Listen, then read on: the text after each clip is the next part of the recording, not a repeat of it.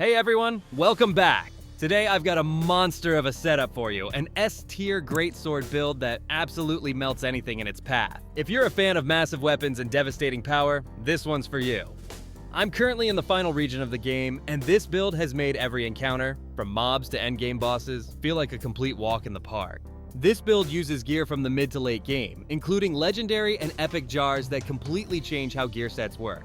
So now, let's break down everything. The gear, the stats, and the skills that make this greatsword build so damn powerful. This build is all about maximizing your damage output while keeping stamina and charged attacks efficient. That's why we're mixing up gears to create the ultimate build for greatswords, and it works even better if you've unlocked epic and legendary jars. That means, to activate a 2-piece passive, you only need one gear piece equipped. We've combined pieces from 5 different sets in this build to get the best possible results. As you know, with the greatsword, it's all about charged attacks, and to pull those off effectively, we need a ton of stamina. This build delivers exactly that, maximum charged attack damage with a strong stamina pool to fuel it. Starting with the Crimson Fiend set, we're using 3 pieces from it. The 2-piece bonus gives a 15% damage increase while enraged. Enraged triggers when your stamina drops to 50% or below. The 3-piece bonus gives a 10% increase to charged attack damage, which is perfect since you'll be charging every hit with this build. The 4-piece bonus offers 100 stamina recovery on each charged mortal blow. This passive is insanely good. With it, stamina becomes much less of a concern. Going with the full set isn't optimal. The 6-piece only gives you an extra 20% damage to mortal blows, and that just doesn't outweigh the value of mixing sets to gain multiple strong passives.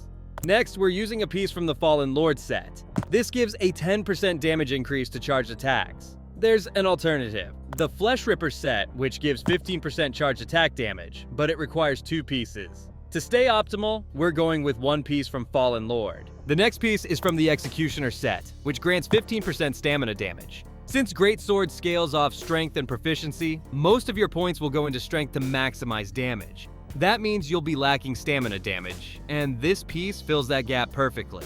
You won't need to roll stamina damage on your other gear, freeing up space to focus on attack boosting stats instead. Next, we use 1 piece from the Fugitive Mage set. Its 2-piece passive grants a 10% charged attack damage boost. And finally, 1 piece from Unending Tragedy. The 2-piece bonus gives a 15% damage increase while in a composed state.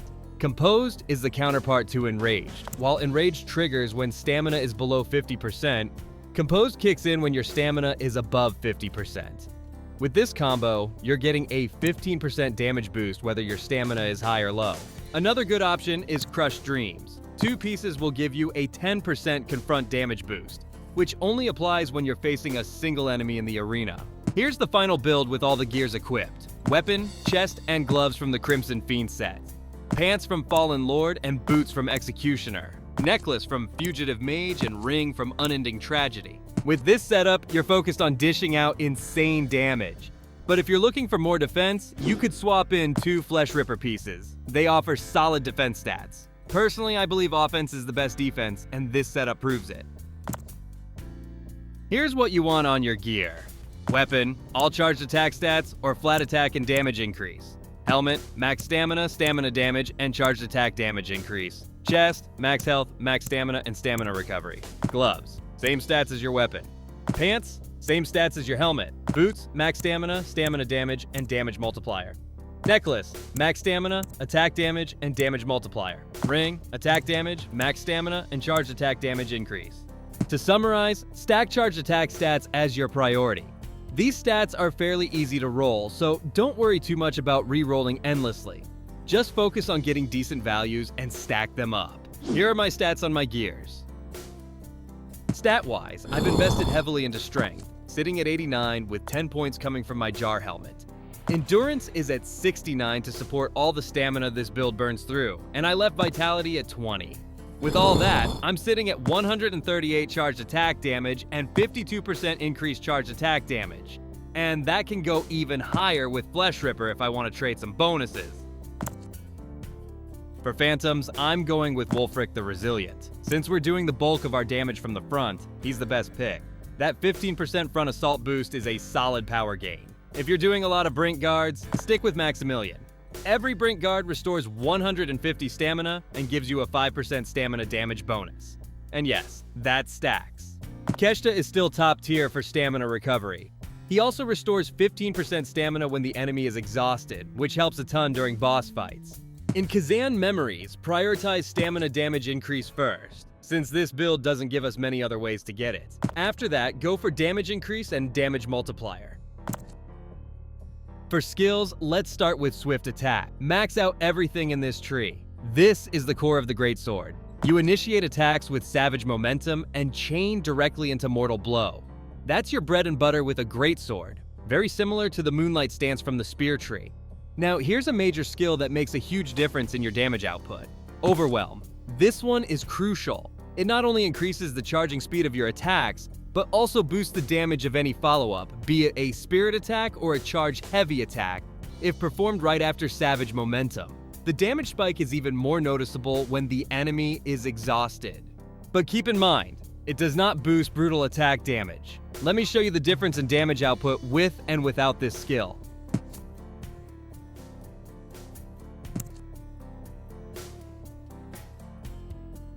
Unlock Titanic Descent as well. It's fast and hits hard. In Potent Blow, unlock Manifest Power. It increases the reach of your charge-heavy attacks. It gets even better when you unlock Limit Break, so make sure you unlock both skills. Now here's a skill you must unlock early. Phantom Knight's Veil. Here's what it does. When activated, it grants an effect that lasts 40 seconds, and during that time, every charged attack will generate shockwaves. This skill is essential if you want to keep enemies staggered. Next, go for Giant Hunt. This skill is perfect against large enemies. Unlocking its next level increases the damage dealt during the leaping strike. Moving to Unbreakable. If you're trading hits, this is the branch for you. Heat of Battle. Grants extra poise and reduces damage while attacking. Indomitable. You deal more damage during ongoing attacks when hit, and you'll also gain spirit. Heavy Pressure reduces charge time of any attack that follows up a charged attack. Do not get confused with Overwhelm, since Overwhelm only increases charging speed of those attacks that are chained after Savage Momentum or Final Swift Attack. Next is Inner Fury, and it's seriously cool. It's especially helpful when you're out of stamina after exhausting a boss. Activate this and you'll gain faster charge speed for 15 seconds or 30 seconds at max level. Perfect for landing a final blow when you're tapped out. From Overrun Skill Tree, Combat Cadence is great for a quick dash attack. Helm Break, and with its second level, you can chain into Potent Blow. To use Combat Cadence in optimal way, use Helm Break first, then hold Light Attack to deliver a quick charge attack. Dodge Stamina is a must. It reduces stamina cost while dodging. Extreme Dodge is great for Brink Dodge users. It increases stamina recovery for 5 seconds. Seething Blood boosts effects of Extreme Dodge and Solid Stance. From Guard, pick all these. Avenger deals damage during Brink Guards. Defense Stamina reduces stamina cost while guarding. Defense Spirit boosts spirit gain from Brink Guard. Armor Breaker is a no-brainer. Absolutely insane for interrupting enemy attacks. Add Heart Piercer to chain into a stab right after Armor Breaker. You can use other spirit skills if you prefer, but I don't find them valuable for this setup.